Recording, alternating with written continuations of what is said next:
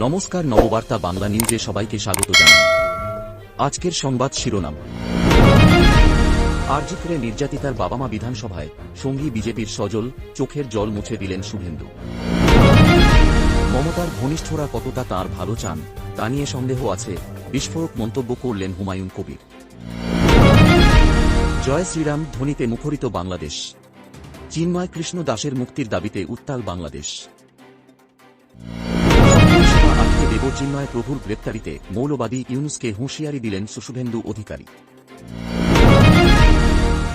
কিছু বলবি, কালীঘাটের বৈঠকে অনুব্রতর কথা শুনতে চাইলেন মমতা, কি বললেন কেষ্ট জানতে খাবারে নজর রাখুন। নিরাপত্তা প্রত্যাহার শান্তনু সেনের, কারণ নিয়ে মুখে কুলুপ তৃণমূলের চিকিৎসক নেতার।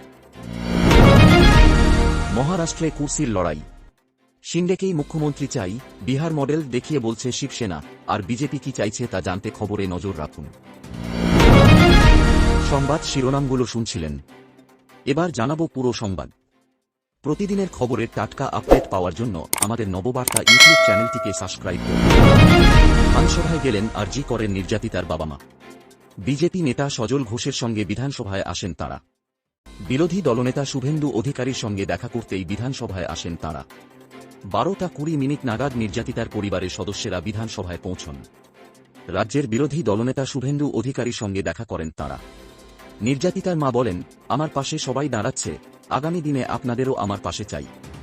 আমার মেয়েটা কি এমন অপরাধ করল যে তাকে এমন নির্মমভাবে মারা হল? এ কথা বলতে বলতে কান্নায় ভেঙে পড়েন নির্যাতিতার মা। মহিলারা কি আজও কাজের জায়গায় সুরক্ষিত? বিধানসভায় দাঁড়িয়ে এই প্রশ্ন তুলেছেন নির্যাতিতার মা। তাঁর কথায়, আজও জানতে পারলাম না সেই রাতে আমার মেয়ের সঙ্গে কি ঘটেছিল। কান্নায় ভেঙে পড়েন নির্যাতিতার বাবাও। তার চোখ মুছিয়ে দিতে দেখা যায় বিরোধী দলনেতাকে। নির্যাতিতার বাবার কথা শুনে কেঁদে ফেলেন বিজেপি বিধায়ক চন্দনা বাউরিও। এরপরই শুভেন্দু আশ্বাস দেন, নির্যাতিতার জন্য বিচারের দাবিতে আগামী 10 ডিসেম্বর শান্তিপূর্ণভাবে, আইন এবং গণতন্ত্র মেনে বিধানসভার ভিতরে এবং বাইরে রাজনৈতিক উদ্দেশ্য এবং স্বার্থ ছাড়াই প্রধান বিরোধী দলের সকল বিধায়ক ধর্নায় বসবেন। দ্রুত এবং দৃষ্টান্তমূলক বিচার যাতে হয় সেই দাবিও জানাবেন তাঁরা। উপনির্বাচন মিটতেই সোমবার কালীঘাটে দলের কর্মসমিতির বৈঠক করেন মমতা। সেখানে দলের অন্দরে ব্যাপক রদবদল হয়, প্রবীণ নেতাদের গুরুত্ব বাড়ান মমতা। দলের শৃঙ্খলারক্ষা কমিটিতে রাখা হয়নি অভিষেক বন্দ্যোপাধ্যায়কে, তাকে জাতীয় স্তরে দলের হয়ে কথা বলার দায়িত্ব দেওয়া হয়েছে। আর একদিন পেরোতে না পেরোতেই সেই নিয়ে সরব হয়েছেন হুমায়ুন। এদিন এক সাংবাদিকের মুখোমুখি হয়ে দলে রদবদল নিয়ে ক্ষোভ উগরে দেন হুমায়ুন। তিনি বলেন, অভিষেক বন্দ্যোপাধ্যায় সর্বভারতীয় সাধারণ সম্পাদক, সাংসদ। তিনি স্বাভাবিকভাবেই দিল্লির দায়িত্বে থাকবেন।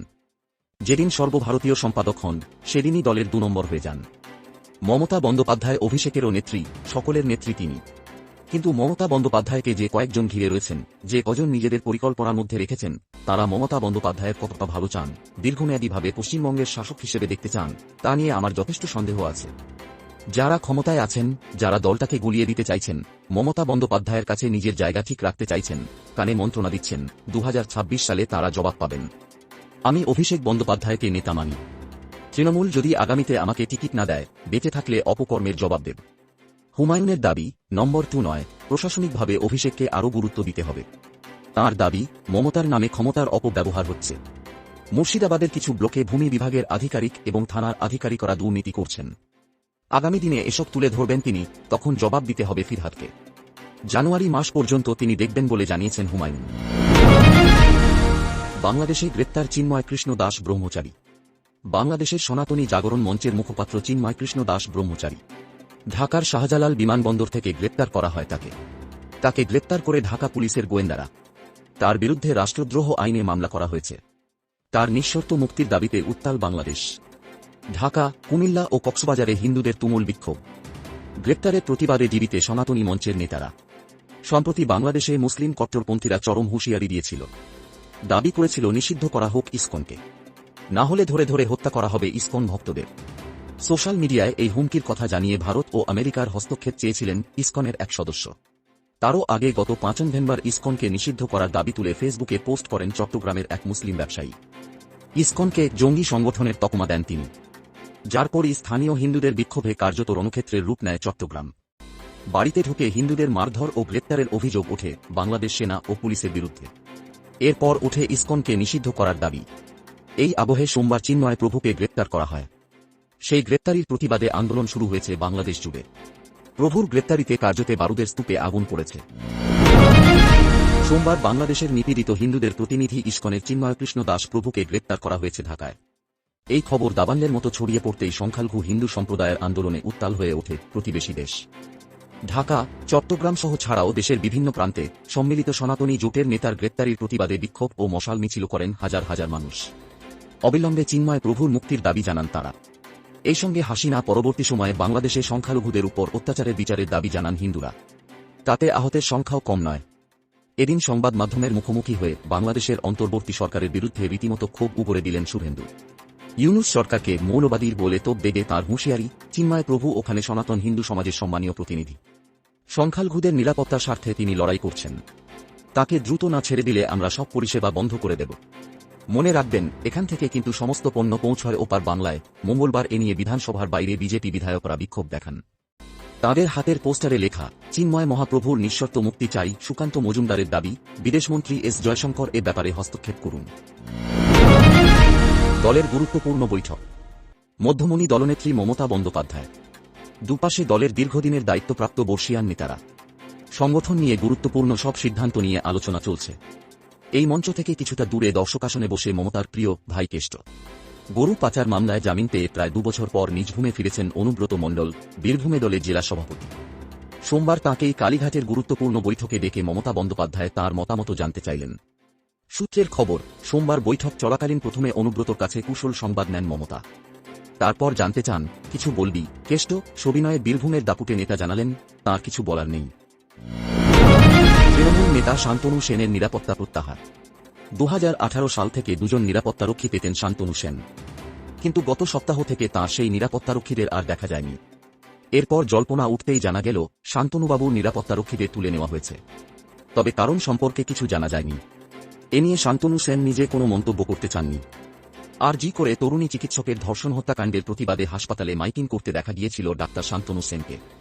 সে সময় রোগী কল্যাণ সমিতির সঙ্গে যুক্ত থাকায় তিনি অচলাবস্থা নিয়ে প্রতিবাদ জানিয়েছিলেন।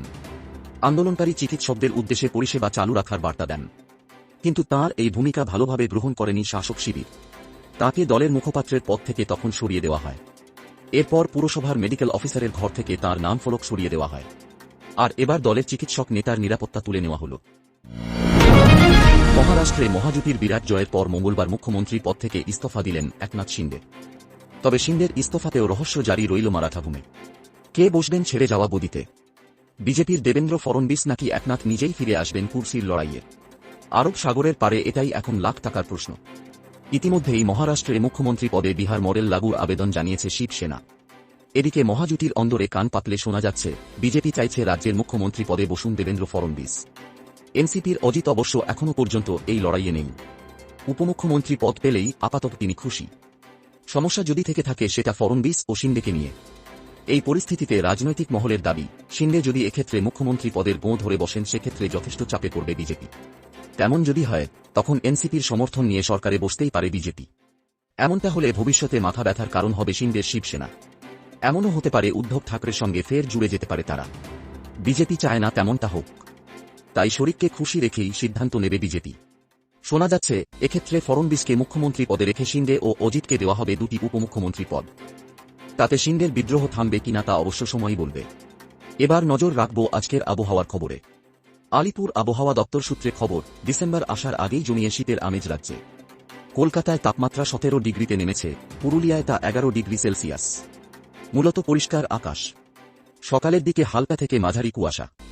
বেলা বাড়লে আকাশ পরিষ্কার, রোদ ঝলমলে আবহাওয়া। তবে হালকা থেকে মাঝারি কুয়াশার সম্ভাবনা বেশ থাকছে কিছু জেলাতে। সকালের দিকে কুয়াশা থাকার সম্ভাবনা বেশি থাকবে পশ্চিম বর্ধমান, পুরুলিয়া ও বীরভূমে। নতুন করে তাপমাত্রা নামার সম্ভাবনা কম। আগামী শুক্রবার থেকে হালকা বৃষ্টির সম্ভাবনা দক্ষিণ 24 পরগনা জেলায়। 30 তারিখ শনিবার ও 1 ডিসেম্বর রবিবার হালকা বৃষ্টির সামান্য সম্ভাবনা পূর্ব মেদিনীপুর ও দক্ষিণ 24 পরগনায়। অন্যদিকে কুয়াশাচ্ছন্ন পরিবেশ উত্তরবঙ্গে। সকালের দিকে কুয়াশার হালকা চাদর থাকবে দার্জিলিং এবং উত্তর দিনাজপুর জেলাতে। জলপাইগুড়ি ও মালদহ জেলাতেও কুয়াশার সম্ভাবনা। আপাতত ঘন কুয়াশার সতর্কবার্তা নেই। বিক্ষিপ্তভাবে হালকা থেকে মাঝারি কুয়াশা সকালের দিকে থাকলেও বেলা বাড়লে পরিষ্কার আকাশের সম্ভাবনা। হালকা বৃষ্টির একসঙ্গে হালকা মাঝারি কুয়াশা। কলকাতায় তাপমাত্রা আরও নামছে। মঙ্গলবার সর্বনিম্ন তাপমাত্রা 17.2 ডিগ্রি সেলসিয়াস। দিনের সর্বোচ্চ তাপমাত্রা ছিল 26.2 ডিগ্রি। বাতাসে জলীয় বাষ্পের পরিমাণ বা আপেক্ষিক আর্দ্রতা 51 থেকে 88%। পরবর্তী সংবাদ দেখার আমন্ত্রণ জানিয়ে এখনকার মতো শেষ করছি। নববার্তা বাংলা সংবাদ দেখতে এবং অথেন্টিক টাটকা খবরের জন্য চ্যানেলটিকে সাবস্ক্রাইব করে রাখুন। ধন্যবাদ সবাইকে।